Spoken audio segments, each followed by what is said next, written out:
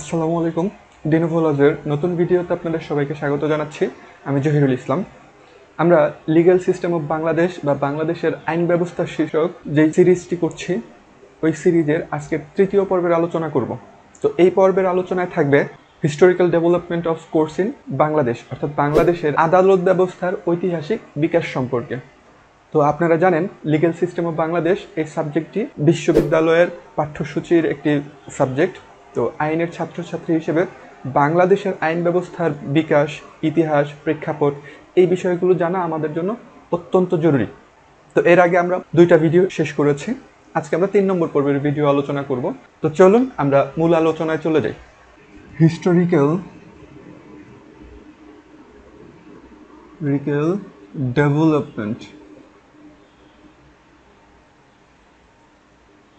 of course in Bangladesh, এটা হচ্ছে আমাদের আলোচ্য বিষয়। কোন সাবজেক্ট থেকে? লিগ্যাল সিস্টেম অফ বাংলাদেশ বা বাংলাদেশের আইন ব্যবস্থা শীর্ষক সাবজেক্টটি থেকে। আমাদের আজকের টপিক হচ্ছে historical development of courts in Bangladesh বা বাংলাদেশের আদালত ব্যবস্থার বিকাশটা কিভাবে হয়েছে সেই বিষয়ে আলোচনা। তো মূলত এই আলোচনাটা আমরা শুরু করার আগে কিছু ইনফরমেশন একটু আপনাদের সাথে শেয়ার করি।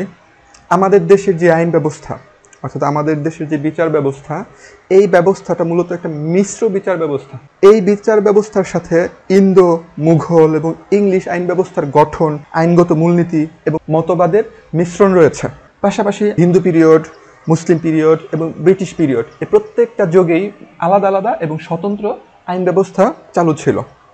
তো বাংলাদেশের আইন ব্যবস্থার ঐতিহাসিক বিকাশ বা historical development of courts in Bangladesh, এই আলোচনাটা খুব সহজে বোঝার জন্য আমরা বাংলাদেশের আইন ব্যবস্থার যে ঐতিহাসিক বিকাশের সময়কালটা, এই সময়কালটাকে 5টা ভাগে ভাগ করব, যাতে করে আমরা পুরো আলোচনাটা সহজে এবং খুব ইজিলি বুঝতে পারি। তো 5টা ভাগ কি কি হবে? প্রথম ভাগটা হবে হিন্দু পিরিয়ড, হিন্দু পিরিয়ড বা হিন্দু যুগ। হ্যাঁ, হিন্দু যুগ বা আমল। পরের পিরিয়ডটা কি হবে? মুসলিম পিরিয়ড, মুসলিম পিরিয়ড বা মুসলিম যুগ। এই আলোচনাটা আবার এই মুসলিম পিরিয়ডে আবার 2টা ভাগ আছে। প্রথমত সুলতানি আমল সংক্রান্ত, অর্থাৎ সালতানাত বা সুলতানি আমল।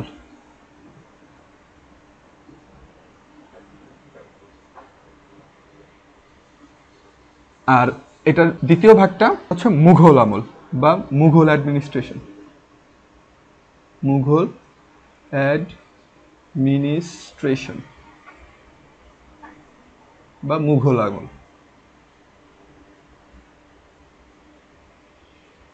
এরপরে আমরা 3 নম্বরটা দেখব। 3 নম্বরে আমরা যে ভাগটা করব সেটা হচ্ছে ব্রিটিশ পিরিয়ড।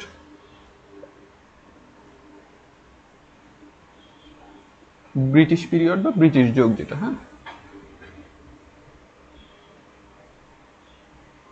এরপরে 4 নম্বরে আমরা কি করব? পাকিস্তান পিরিয়ডটা দেখব।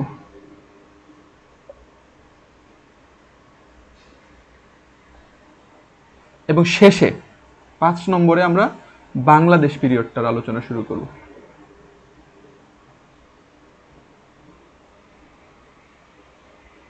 তাহলে দেখেন, historical development of course in Bangladesh বা বাংলাদেশের আদালত ব্যবস্থার যে বিকাশটা, এটা আমরা শেখার জন্য ডিরেক্টলি বাংলাদেশ পিরিয়ডটা স্টার্ট না করে আমরা একটু পিছনে চলে গেছি। পিছনে গিয়ে কি করছি? Hindu period, Muslim period, British period, Pakistan period, এই 4টা পিরিয়ড আলোচনা করে দেন আমরা বাংলাদেশের মূল আদালত ব্যবস্থায় আলোচনায় ঢুকবো। তো এই আলোচনাটার আবার 3টা পার্ট আছে। তো আমরা এই আলোচনাগুলো শেষ করে দেন এটাতে যদি প্রবেশ করি, তাহলে আমাদের বাংলাদেশের যে বিচার ব্যবস্থার ইতিহাসটা, এটা একদম কমপ্লিটলি জানা হয়ে যাবে। তো এই অংশগুলোকে আমরা পার্ট বাই পার্ট তুলে ধরার চেষ্টা করব। এই 5টা ভাগ থেকে আমরা মূলত কোন কোন বিষয়গুলো আলোচনায় নিয়ে আসবো? প্রথম, 1 নম্বর আদালতের গঠন। 2 নম্বর আদালতের কার্যপদ্ধতি অর্থাৎ জুডিশিয়াল প্রসিজার যেটা। 3 নম্বর অপরাধ এবং শাস্তি, এই যোগগুলোতে অর্থাৎ এই পিরিয়ডগুলোতে অপরাধ এবং শাস্তির যে বিধান ছিল সেগুলো আমরা আলোচনায় নিয়ে আসবো। এবং 4 নম্বর বিচার ব্যবস্থার ত্রুটিসমূহ কী কী ছিল এগুলো আমরা এই আলোচনায় তুলে আনবো। তাহলে আমরা দেখলাম এই যে আলোচনা, এই আলোচনাগুলো থেকে আমরা মোটামুটি যে তথ্যগুলো পাচ্ছি সেটা হচ্ছে আদালতের গঠন, আদালতের কার্যপদ্ধতি, অপরাধ এবং শাস্তি এবং উক্ত বিচার ব্যবস্থার ত্রুটিসমূহ। এখন আমরা আমাদের মূল আলোচনায় যাব। তো মূল আলোচনাটা থাকবে হচ্ছে আজকের হিন্দু পিরিয়ডের উপরে। এই হিন্দু পিরিয়ডের অনেকগুলো ভিডিও হবে, তারপর মুসলিম পিরিয়ডের অনেকগুলো ভিডিও হবে, ব্রিটিশ পিরিয়ডের অনেকগুলো ভিডিও হবে। তো এই আলোচনাগুলো আপনারা দেখলে আপনাদের বিশ্ববিদ্যালয়ের একাডেমিক যে পরীক্ষাগুলো হয়, এই পরীক্ষা বা অন্যান্য জায়গায় যদি আপনাদের কোনো কোশ্চেন আসে বাংলাদেশের বিচার ব্যবস্থা সংক্রান্ত বা এই রিলেটেড, তাহলে আপনারা ইজিলি অ্যান্সার করতে পারবেন। আর আমি এই পিরিয়ডগুলোতে অর্থাৎ লিগ্যাল সিস্টেম অফ বাংলাদেশ যে সাবজেক্টটা আছে বা বাংলাদেশের বিচার ব্যবস্থা শীর্ষক যে সাবজেক্টটা আছে, এই সাবজেক্টের আলোচনাগুলো একদম সহজ ভাষায় তুলে ধরার চেষ্টা করব। আপনি চাইলে বাংলাটা শুনে পরবর্তীতে ইংলিশ ট্রান্সলেট করেও আপনি খাতায় লিখতে পারবেন। সো আগে কনসেপ্টটা আমরা ক্লিয়ার হব। ওকে, আমাদের ভিতরে যদি এই কনসেপ্টটা থাকে তাহলে আমরা বাংলা ইংলিশ যে কোনো ভাষায় আমরা টুকটাক লিখে আসতে পারবো। চলুন কথা না বাড়িয়ে আমরা আমাদের আজকে মূল আলোচনায় চলে যাই। আজকের আলোচনা বিষয় হচ্ছে হিন্দু পিরিয়ড।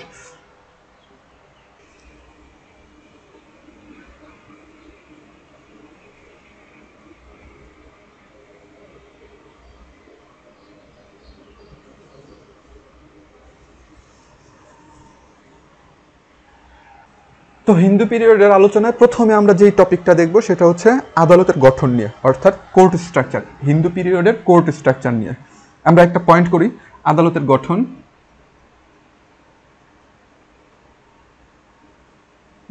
বা কোর্ট স্ট্রাকচার, হিন্দু পিরিয়ডের কোর্ট স্ট্রাকচার।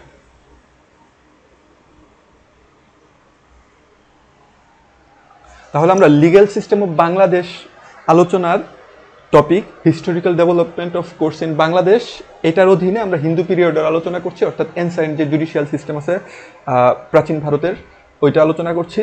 ওইটার অধীনে আমরা এখন শুরু করব আদালতের গঠন বা কোর্ট স্ট্রাকচার দিয়ে। তো হিন্দু পিরিয়ডের কোর্ট স্ট্রাকচার বা আদালতের গঠন অনুযায়ী কয় ধরনের আদালত ছিল বা কি কি আদালত ছিল ওইটা আমরা প্রথমে পয়েন্ট আউট করি। অর্থাৎ কোর্ট স্ট্রাকচারের প্রথম আলোচনা কি কি আদালত ছিল, লিখে ফেলি।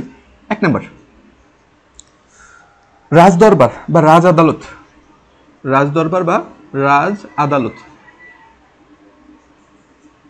এটার ইংলিশ নামটা আমরা লিখে ফেলবো, ঠিক আছে? দ্য কিংস কোর্ট, অনেক শুনে থাকবেন এই কিংস কোর্টের নাম, এটার বিস্তারিত আমরা আলোচনা করব। Kings court. 2 নম্বর, প্রধান বিচারপতি আদালত। প্রধান বিচারপতির আদালত বা chief justice court.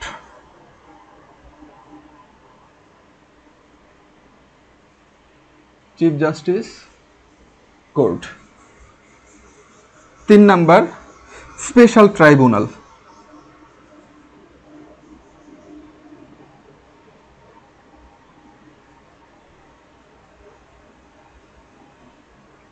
Special tribunal.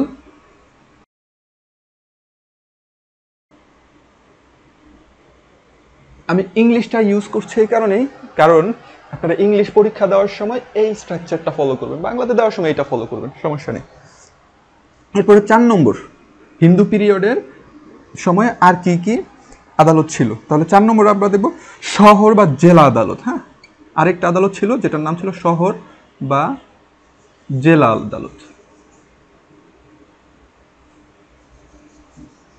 ইংলিশে লিখে ফেলেন টাউন or district court।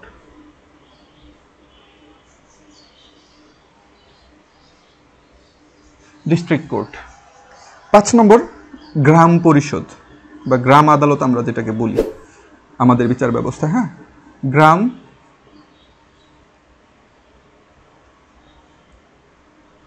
পরিষদ বা ভিলেজ কাউন্সিল। হ্যাঁ,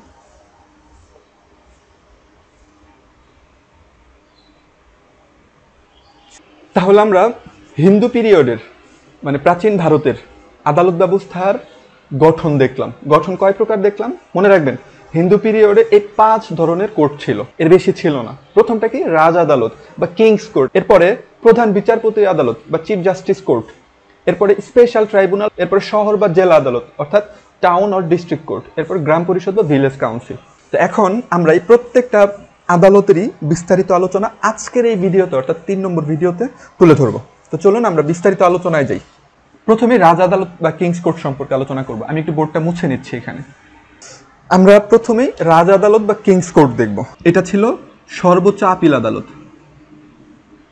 সর্বোচ্চ আপিল আদালত। তাহলে হিন্দু পিরিয়ডে রাজ আদালত বা দ্য কিংস কোর্ট ছিল সর্বোচ্চ আপিল আদালত। এছাড়া এটা আদি এখতিয়ার সম্পন্ন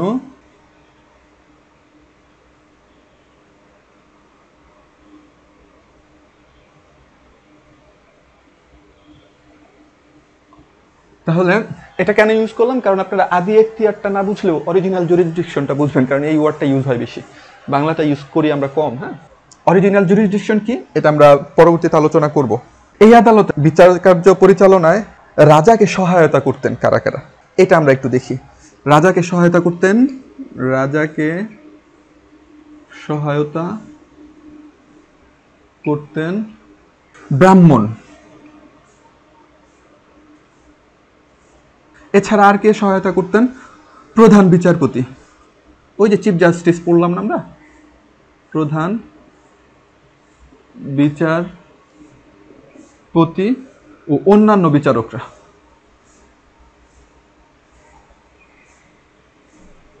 বিচারকগণ, প্রধান বিচারপতি তো বুঝতে পারছেন। এছাড়া আর কে করতো সহায়তা রাজাকে বিচার করার সময়? মন্ত্রীবর্গ বা মন্ত্রী পরিষদ।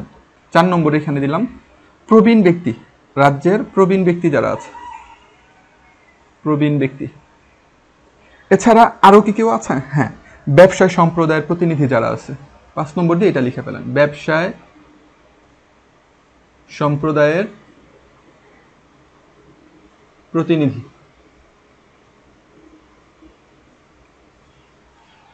তাহলে রাজ আদালত সংক্রান্ত কিছু ইনফরমেশন আমাদের দরকার ছিল, বা কিংস কোর্ট সংক্রান্ত কিছু ইনফরমেশন দরকার ছিল, সেটা হচ্ছে এইটুকু। এতটুকু জানলে আমাদের চলবে।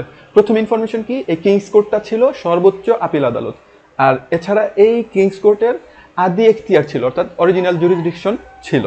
এছাড়া এই কিংস কোর্টের যিনি হেড রাজা, এই রাজাকে সহায়তা করতেন বিচার করার সময় কে কে? ব্রাহ্মণ, প্রধান বিচারপতি ও অন্যান্য বিচারপতি, মন্ত্রীরা, প্রবীণ ব্যক্তিরা, ব্যবসায়ী সম্প্রদায়ের প্রতিনিধিরা, এরা সহায়তা করতেন। তো আমাদের হিন্দু পিরিয়ডের আদালতের গঠন স্ট্রাকচারে যে 5 ধরনের আদালত আমরা দেখলাম, তার মধ্যে প্রথম আদালত কিংস কোর্টের আলোচনাটা আমরা শেষ করেছি। এরপর আমরা সেকেন্ড কোর্টের আলোচনায় যাব, অর্থাৎ প্রধান বিচারপতির আদালত বা chief justice court. Chief justice court, chief justice কোর্টের আলোচনাটা দেব, বা প্রধান বিচারপতির আদালত। কিংস কোর্টের পরেই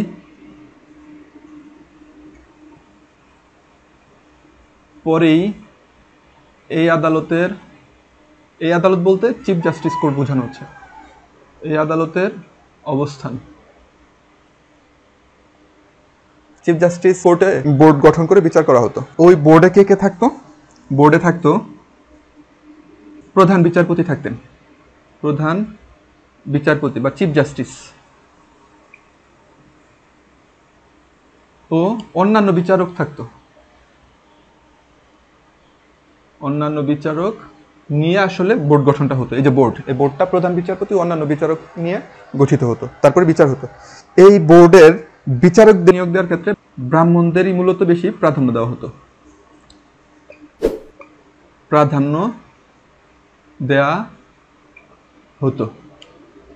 তাহলে আমরা চিফ জাস্টিস কোর্টের আলোচনাটাও শেষ করলাম। এরপর আমরা পরের যে আদালত অর্থাৎ স্পেশাল ট্রাইব্যুনাল, ওইটার আলোচনায় যাব। স্পেশাল ট্রাইব্যুনাল,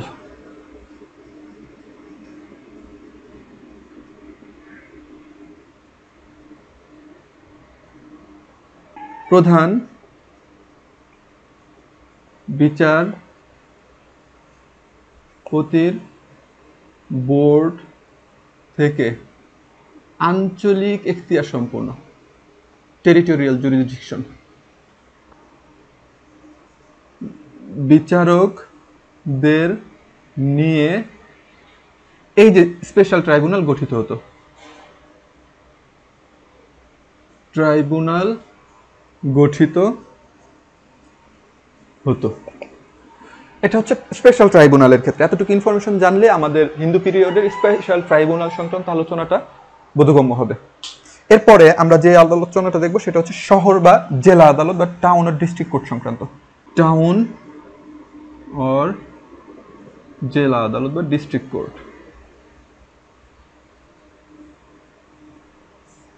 রাজ আদালত বা ওই যে কিংস কোর্ট যেটাকে বলি আমরা, কিংস কোর্টের অধীনে থাকা সরকারি কর্মচারী দ্বারা।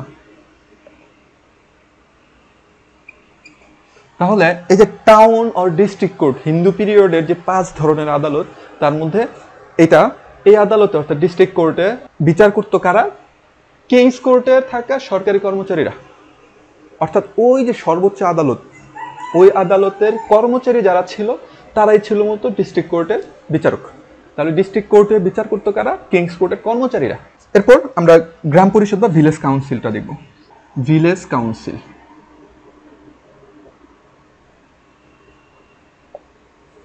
পাঁচজন বা এর অধিক সদস্য নিয়ে গ্রাম পরিষদ বা ভিলেজ কাউন্সিল, এটা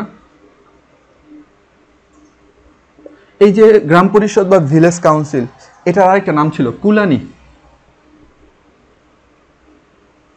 গঠিত হতো। ক্ষুদ্র ক্ষুদ্র ক্ষুদ্র দেওয়ানি ও ফৌজদারি মামলার বিচার করত বা করা হতো কোন কোর্টে? কোন ইয়েতে? ভিলেজ কাউন্সিলে। তাহলে ভিলেজ কাউন্সিলে 5 জন বা এর অধিক সদস্য নিয়ে একটা কুলানি গঠিত হতো, অর্থাৎ ভিলেজ কাউন্সিল গঠিত হতো। আর এই আদালতের কাজ ছিল কি? গ্রামের ক্ষুদ্র ক্ষুদ্র যে দেওয়ানি আর ফৌজদারি ম্যাটারগুলো আছে, অর্থাৎ সিভিল এবং ক্রিমিনাল যে মামলাগুলো আছে, ওইগুলো ডিল করা। তো এই ছিল আমাদের আজকের আলোচনার বিষয়বস্তু, হিন্দু পিরিয়ডের আদালতের গঠন সংক্রান্ত। তাহলে আমরা পুরো আলোচনাটা একটু রিক্যাপ করার চেষ্টা করি। আমরা historical development of courts in বাংলাদেশের আলোচনাকে 5টা ভাগে আলোচনা করব বলেছিলাম। তার মধ্যে হিন্দু পিরিয়ড, তারপরে মুসলিম পিরিয়ড, তারপরে ব্রিটিশ পিরিয়ড, তারপরে পাকিস্তান পিরিয়ড এবং ফাইনালি বাংলাদেশ পিরিয়ডে আমরা ইন করব। তো আজকের আলোচনার বিষয় ছিল হিন্দু পিরিয়ড। তো হিন্দু পিরিয়ড থেকে আমরা কি কি শিখবো ওই আলোচনাটা আমরা করেছিলাম। এখন হিন্দু পিরিয়ডের প্রথম আজকে যে আলোচনার টপিক ছিল সেটা ছিল হিন্দু পিরিয়ডের আদালতের গঠন বা কোর্ট স্ট্রাকচার নিয়ে। কোর্ট স্ট্রাকচার আমরা 5 ধরনের আদালত দেখেছিলাম। একটা ছিল কিংস কোর্ট, এরপরে চিফ জাস্টিস কোর্ট, এরপর স্পেশাল ট্রাইব্যুনাল, তারপরে শহর বা জেলা আদালত বা টাউন ও ডিস্ট্রিক্ট কোর্ট, এরপরে ভিলেজ কাউন্সিল। এই 5 ধরনের আদালত সংক্রান্ত বিস্তারিত আলোচনা আজকে আমরা শেষ করেছি। আশা করি আপনারা পুরো আলোচনাটা উপভোগ করেছেন। তো আমরা পরবর্তী ভিডিও দেখার আমন্ত্রণ জানিয়ে আজকে এখানে শেষ করব। যাবার আগে একটি মেসেজ দিতে চাই, সেটা হচ্ছে আপনারা অবশ্যই আমাদের চ্যানেলটি সাবস্ক্রাইব করে পাশে থাকবেন। আল্লাহ হাফিজ।